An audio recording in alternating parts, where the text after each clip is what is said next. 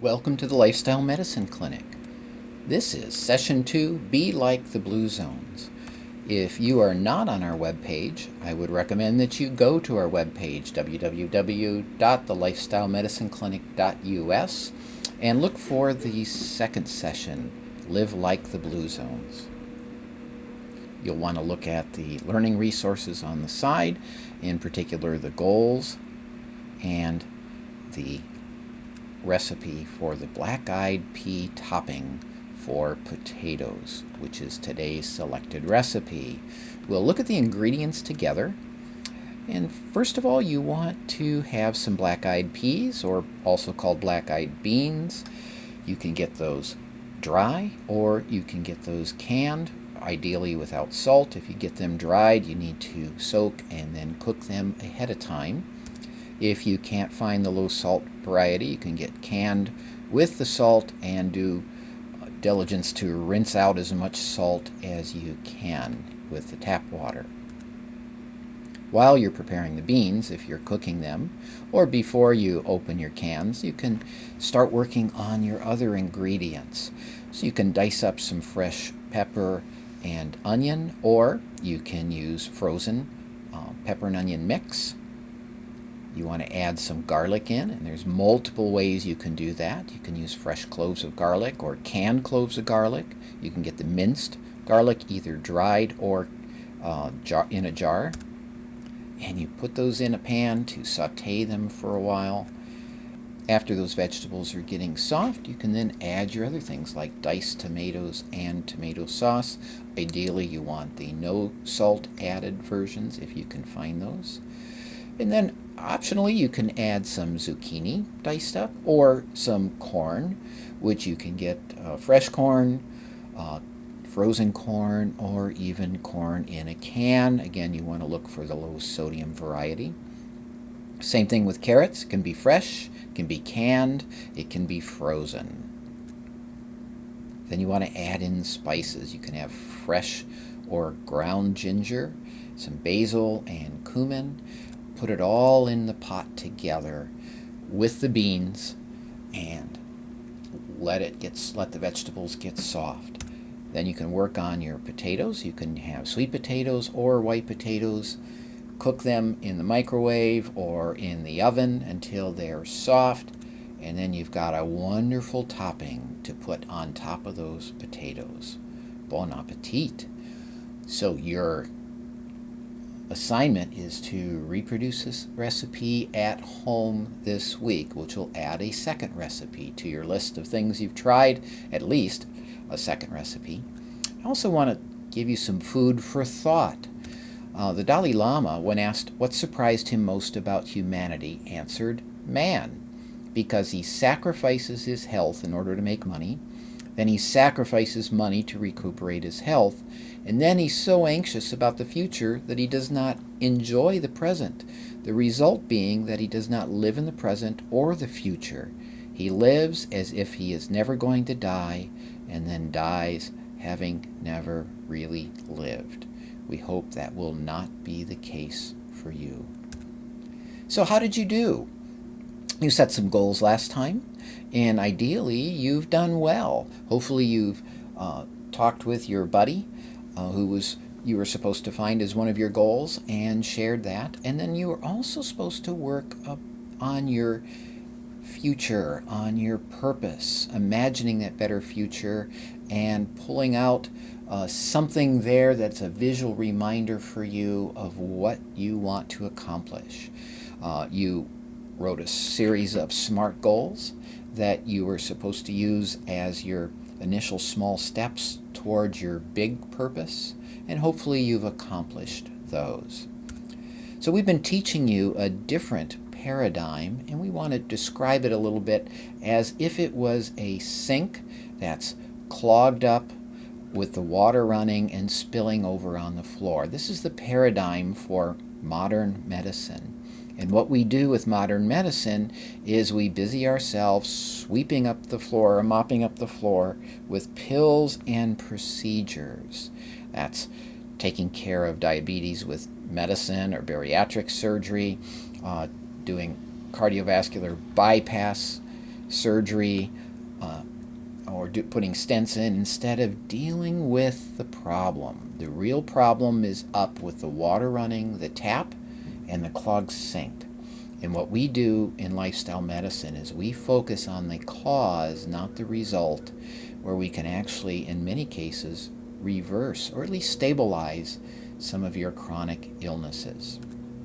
There is that other option for you, and that is the option we've been talking about, lifestyle medicine, focusing on a healthy, plant-rich diet, physical activity, stress management, control of unhealthy habits, healthy sleep, and meaningful relationships.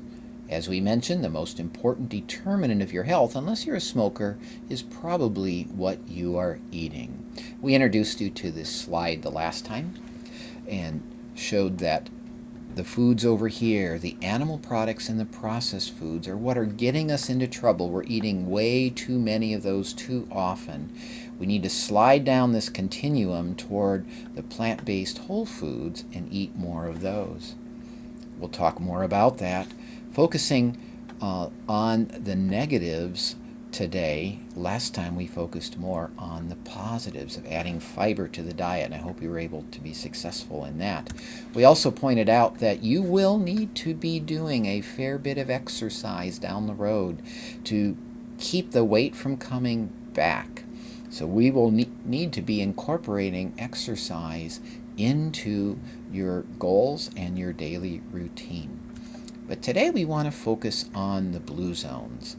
Dan Buettner was sent by National Geographic into the world in 2012 to find where people live the longest and the healthiest. And he found 5 regions where people live on the average into their mid-90s and oftentimes into their hundreds.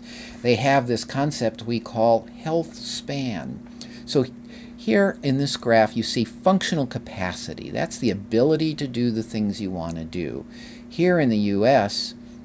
and much of the world now, as we get older, we are on this red curve. When we hit our 40s or 50s or 60s and we find out that we can't do the things we want to do anymore, we're falling off when we spend the last 5, 10, 15, 20 years of our lives being spectators, maybe being in nursing homes, not doing what we want to do.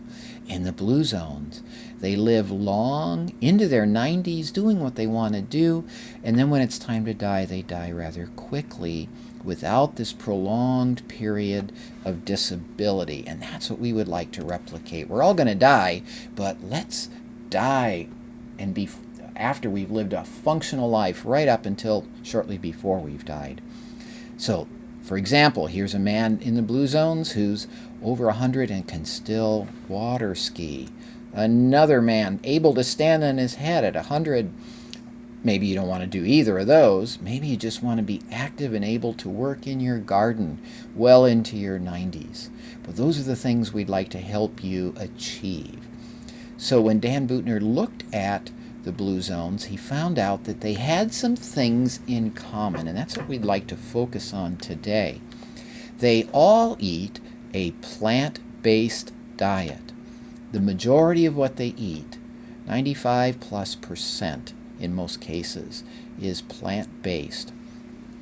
They have, on the average, only a small portion of meat a week, and that's usually like a condiment, some fish or chicken diced into their food to give it some flavor. None of them use cow's dairy. There's some goat cheese, but again, it's a condiment. And this may be a surprise to some of you, they all eat a high carbohydrate diet, and most of these are cooked whole grain based carbohydrates. So carbohydrates have a bad name, but that's because of what we've done to them. But if you get the carbohydrates in their whole form, they're great. The plant-based whole foods, not a problem. They'll actually help you reverse your diabetes. And then the blue zones eat legumes every day. Beans, peas, lentils. They also move naturally. A lot of them are farmers. They have a purpose in living, and that's why we had you do that exercise. What is your purpose? It's important to have that purpose, to get up in the morning and know where you fit into society. And they also have a supportive community, so everybody's doing this together. No one's the oddball for doing this, unlike our society where your neighbors and family might think you're a little strange if you start to eat the way I'm encouraging you to eat. There is one blue zone, only one, in the United States, and that's in Loma Linda, California, where the Adventists live. The Seventh-day Adventists are a religious group. They follow the dietary laws of the Old Testament, so they don't eat pork, and they also encourage their followers to eat the Garden of Eden diet because that's the diet they believe we'll be eating for eternity. They also avoid tobacco and alcohol.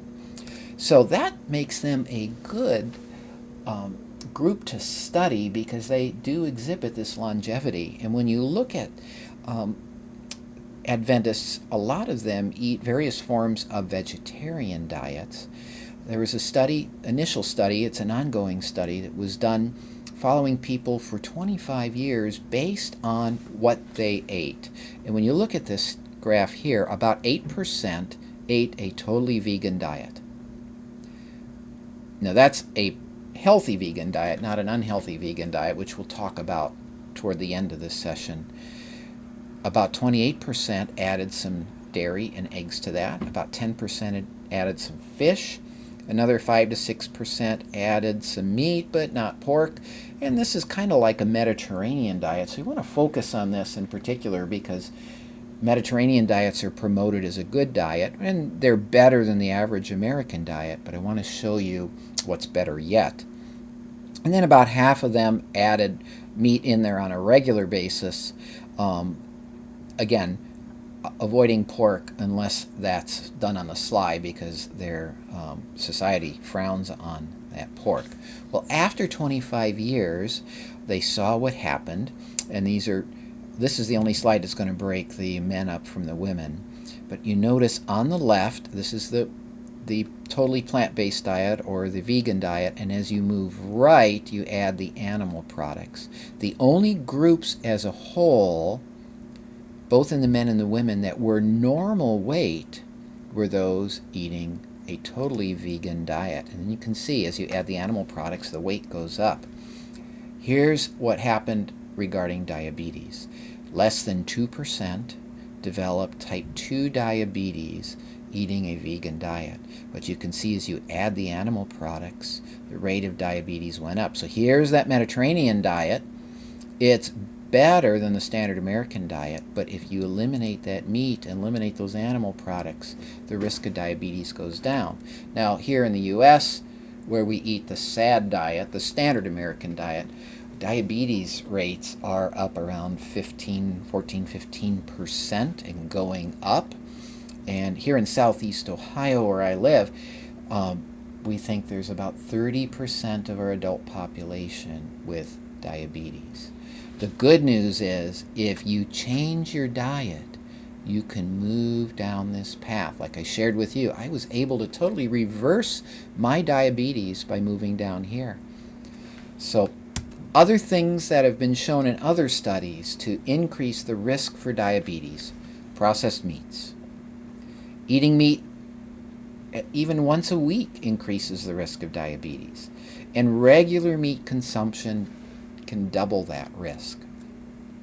If as little as 5% of the calories consumed are animal protein, it's associated with an increased risk of diabetes by 30%.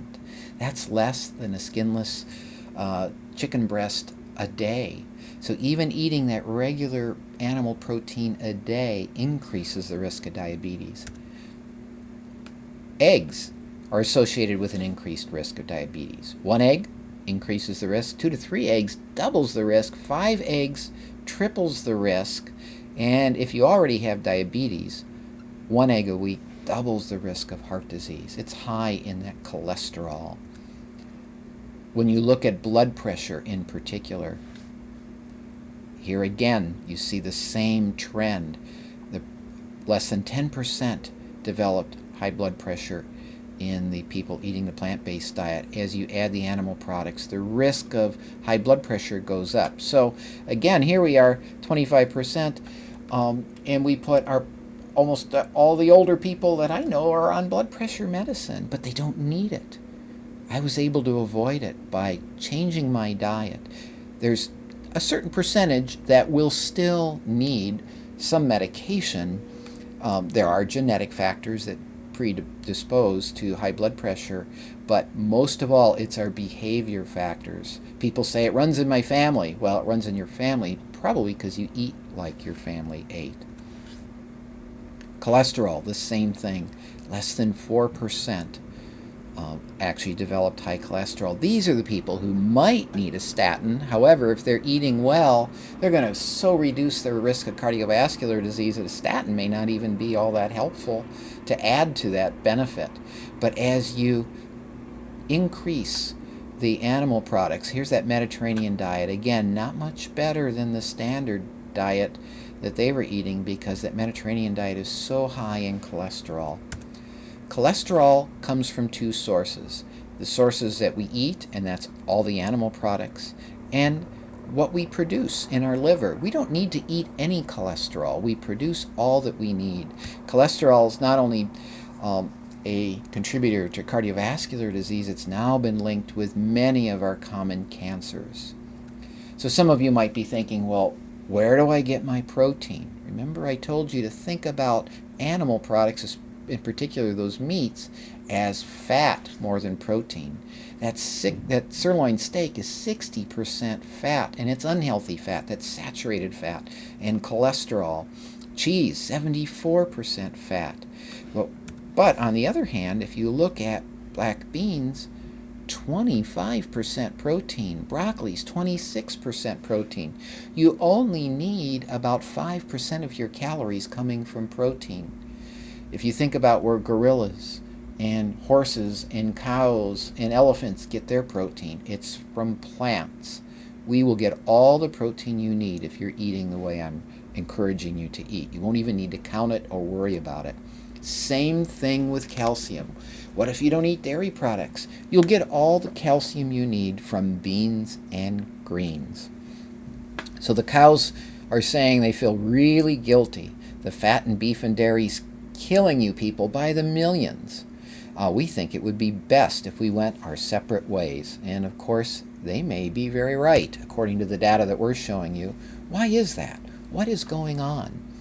Well, our body's normal response to injury or invasion is called inflammation. If you cut yourself, the area around the cut gets swollen, it gets tender, it gets red, it may form some pus, and then it heals. That's the process of inflammation. That actually happens internally on a lower level based on what we're eating.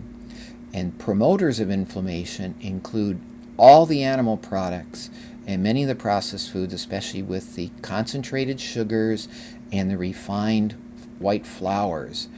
There's some things in the environment as well, and for certain people with genetic predisposition, yeast and gluten do that. So unfortunately, within 20 minutes of eating any animal product, I can measure an increase in inflammation in your body, and it lasts for about 6 hours. So you eat your bacon and eggs for breakfast, you start off this inflammation, and you can actually feel it once you know what's happening. Once you start to get eating a healthy diet and then you eat something that's unhealthy, you will feel that inflammation. There's this ache that some of us get. There's this sense of dullness, this sense of sluggishness, and that may be a sign of that inflammation that's actually happening in your body. And it lasts for about 6 hours. The problem is we don't even go 6 hours before we eat again, and then we have that chicken salad for lunch and boost it. And then for dinner we have that pork chop and do it again, and we have that ice cream before we go to bed, and we go to bed in this state of inflammation. Many of the sleep researchers are showing that most of our healing, most of our restoration in our bodies occurs at night. And if we go to bed with this burden of inflammation that's lasting through a good part of our sleep, we're robbing ourselves of that time of restoration and repair that we need, which is contributing to our earlier aging process as well as all these chronic diseases. The good news is all of these healthy plant-based whole foods are anti-inflammatory. So there we come back to this list, this slide of the things that are causing us to be sick are inflammatory, but these things that are causing us to be well are anti-inflammatory. So what I'm encouraging you to do is not saying that you can't eat these things ever, but to restrict them to no more than 1 or 2 days a week, and do that all in one day. Don't have some of these every day, but your everyday 3 times a day food should be from here on the green side. Now, I know, I'm fully aware that this is emotional. Our food is tied into our emotions because it's tied into our memories. It's our celebrations, our family gatherings, our first dates. They're all surrounding food, and usually the food isn't all that healthy. So I know we're fighting against that, and I'm not saying you can't ever have those celebrations, but let's save those for special occasions, not every day, 3 times a day. Now, I want to just talk a minute about addictions. Now, you wouldn't tell an alcoholic to just limit his alcohol to 1 or 2 days a week. You have them stay out of the bar altogether. So if you have something you're addicted to, like donuts, or like cheese, or Coca-Cola, or chocolate, then maybe not even once or twice a week. If it sets off that spiral and you start going down that unhealthy spiral and you can't stop, then there's some things that you might need to just avoid altogether. Wendell Berry said, people are fed by the food industry, which, at least up till now, has not paid much attention to health unless it makes them money. And we're treated by the health industry, which really isn't too interested in the food we eat. But we need to connect those dots because the food we are eating is indeed directly related to our health. The AMA recognized that back in 2012, but it's been slow to catch on. They said what we're doing here, this lifestyle medicine, my specialty, should be the first and primary mode of preventing and, when appropriate, treating chronic disease. So that's what we're doing, and it's almost always appropriate. So we're encouraging you to think about food as medicine, and in that case, what's the dose? Before we get to our goals, I want to share just a couple of more studies with you. There was a study of almost 200,000 people that were followed for 20 years, and they were followed with dietary surveys and many other things to see what would happen based on certain actions, certain lifestyle measures over 20 years. This data was looked at by a group from Harvard. They wanted to look at what people ate, and not what they ate in general as either a vegan or a vegetarian or a meat eater, but how many portions of things they ate and see what that did for them. So they broke the foods down into 2 categories. One was any animal products, and the other were any plant-based products.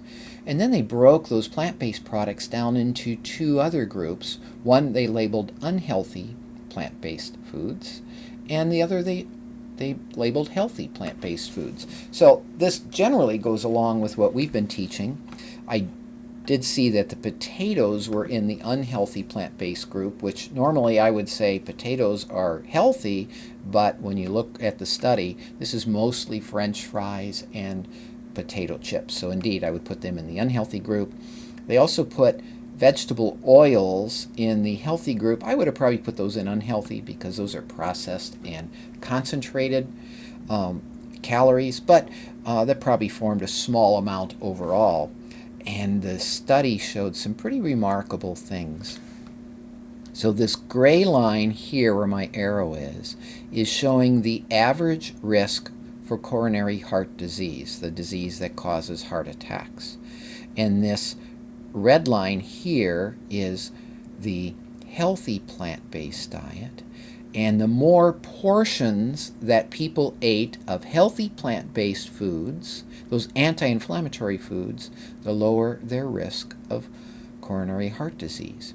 On the other hand, this line is showing the more portions of unhealthy plant-based foods that people ate, the higher their risk. So the donuts, the white breads, the potato chips, the higher the risk of coronary heart disease for each portion that they eat. What really surprised me was this graph. They've changed the colors. So now you have this red line. This is animal products. So the more animal products you eat, the higher your risk of coronary heart disease. And here is the unhealthy plant-based diet. So those donuts, the white breads, are actually even worse than the animal products in increasing your risk for coronary heart disease. So being a vegan may not be healthy. You want to have healthy plant-based foods, not unhealthy plant-based foods. They took that same group of people, the same database, and they looked at what happened with diabetes, and they found the same thing. So here's the average risk of diabetes. The green line is that healthy plant-based diet. The more you ate, the lower your risk of diabetes. The unhealthy plant-based diet, the cookies, the concentrated sugars, the donuts, the more you ate, the higher the risk of diabetes. So we want to eat the majority of our food over here on the right, these plant-based whole foods, and save those processed foods and animal products for special occasions in small amounts to minimize the damage they're doing to our body. So the counselor's saying, but tell me about the inner you to the hot dog. And the hot dog says, lady, you don't want to know what's inside of me. Those processed meats are the worst of the worst. They're carcinogenic. They're bad for the heart. They're bad for overweight. But yes, they do taste so good. So are there alternatives? Well, you don't really need any alternatives. Over time, you just get used to not eating them. But I understand that sometimes right now, that's part of what you are normally eating, and you might feel deprived without them. So let's talk a little bit about some transition foods. Now you need to watch these because they're made to be meat substitutes, and they are high in sodium or salt and fat to make them taste good, especially things like those Beyond Burgers and those incredible burgers. They're just as bad and maybe worse for you than if you just had your beef burger. They're high in saturated fat, high in salt, things like that. So if you want to try some of these, there are some things you can get, and they're usually grouped together in the grocery store. You know, those Gimme Lean, which is like ground beef, and the sausages and things like that. There's something called textured vegetable protein. It looks a little bit like grape nuts. You can buy it in bulk in many stores that sell health foods. And last time I looked, it was about $3.50 a pound. And you can throw this into spaghetti or chili or soup, and it's like ground beef, and it gives you that sense and that texture. You can also use it in burgers, but usually you want to cut the meat in half, and use half vegetable protein because it doesn't hold together quite as well. On the sidebar, there's a handout that includes a Sloppy Joe recipe and information on how to prepare this, and it's really pretty good. Now tofu, a lot of people like tofu. You don't need it, and it's fine. People are worried about the soy because they've been told that tofu contains estrogen, and it does, but it's a plant-based estrogen, and actually it doesn't cause any damage to women who've had breast cancer. It actually decreases the risk of breast cancer and decreases the risk of recurrence, and men don't have to worry about it. It doesn't cause feminization. Men won't get breasts by eating tofu. That's all been proven to be false, but yet those things continue. And in the recipes on the sidebar, you can download those, and there's recipes for some of these things that will show you listed there. You buy that in the store. There's several consistencies of it. There's extra firm, soft, and the silken tofu, which can be used to make something creamy. You can dice it up and use it as a meat substitute in things like this lemony chickpea stir fry. You can actually slice up the firm and extra firm and grill it or cook it like you would fish or something along that line. You can put it into soups, or you can make smoothies with them. So you take some of that silken tofu and mix it up with your favorite fruit or vegetable. There's something else out there called Seitan. This is made from gluten, so if you have a gluten allergy, you don't want Seitan. However, it's a great meat substitute for those people who really want that chewiness to their food. And you can make your own at home. There's recipes out there. You can look it up online. Or you can buy the loaves of it already made. It is a little pricey, but you can slice it up and just looking at it, you think, boy, that's meat, because it does have that texture. It takes on the flavor of whatever you cook it with. It has that nice, satisfying chewiness as you would find in a piece of beef. How about more mushrooms? Those portobello mushrooms now are being used for burgers, mushrooms instead of meat in soups and pot roasts, things like that. Mushrooms are great as a meat substitute. And then you can also use eggplant on things like burgers. You can grill them, or you can put those into your stir fry. You can saute. Eggplant's another good option to use to give you a little bit of that chewiness that you might miss if you don't have meat in something. So those are some things to try. And again, we're talking about food as medicine. So what's our dose? Well, it's time to to set some goals. Here is my overall prescription for you to work toward. I want you to work up to that 40 grams of fiber a day, at least 75% of your plate full of those foods that are rich in fiber and water, a cup of legumes a day, that's beans, peas, or lentils. Minimize those animal products and processed foods. Maybe you're not ready to give up too much. Maybe just one day free of animal products is good, or maybe just one meal is where you're at.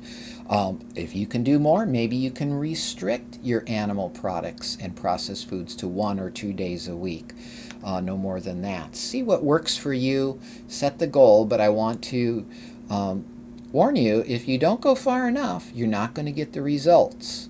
If you only go one meatless day a week and you come back and you're not gaining weight, and at the end of this program your cholesterol's not improved, don't blame me. You haven't taken a big enough dose. If I gave you a pill for your blood pressure and you broke it up and only took 1/8 of it, you wouldn't expect to get the results. Same thing with the food you eat. You need to eat the right dose to get the right effect. If you haven't found a buddy by now, find a buddy.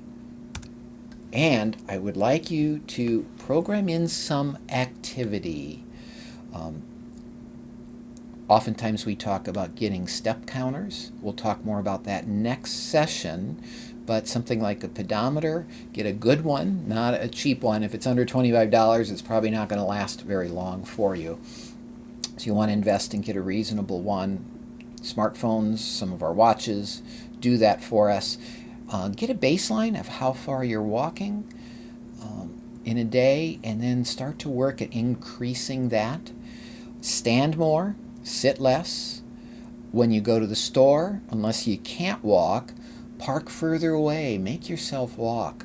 Make yourself take the steps instead of the elevator. Start to program some of that time in. We'll talk more about that in upcoming sessions. If you have any questions, feel free to email me. The email links are at the bottom of the page. So there's a price to pay to make the changes you want. You're here. You have a purpose. You know where you want to be. To get there, you're going to have to pay a price. There's a price you're already paying for staying the way you are. You have to weigh those two prices and decide what's best to do for you. Are you willing to pay the price for making improvements, or are you willing to pay the price for staying the way you are. So, time for SMART goals. Again, remember something like I'll eat better, I'll exercise more, I'll be healthier. Those are inadequate. They're too hazy. You can't see the goalpost. So today, you want to do some things like I'll eat at least a half a cup of beans 5 days a week, if not a whole cup. I'll check my fiber consumption on 2 days this week and add another 5 grams of fiber a day to try to get closer to that 40 grams a day. Maybe I'll limit animal products to 2 days this week. Maybe I'll limit cheese to 1 day this week. So print off the goals if you don't have a copy already. Find the ones that work best for you. Or go ahead and write them out on a blank piece of paper if you can't print those off. Are you ready for health? I hope so. Let us help you.